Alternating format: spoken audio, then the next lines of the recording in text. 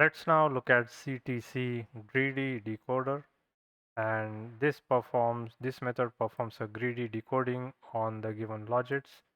As before, we have created a logits tensor here, and it has to have a size of max time by batch size by number of classes.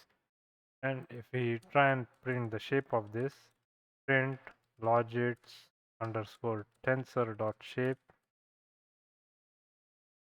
This is the shape we have, 2 by 3 by 4, and based on that we have created the uh, input the sequence length, and this is the input sequence length, which is of the size 2 by 2 by 2.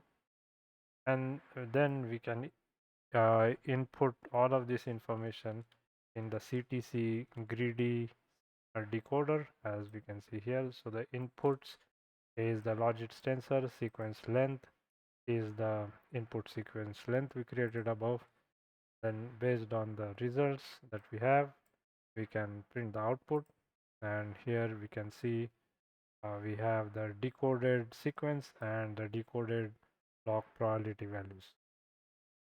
So that was it for this video. If you have any questions, please do let me know in the comment section below. Thank you.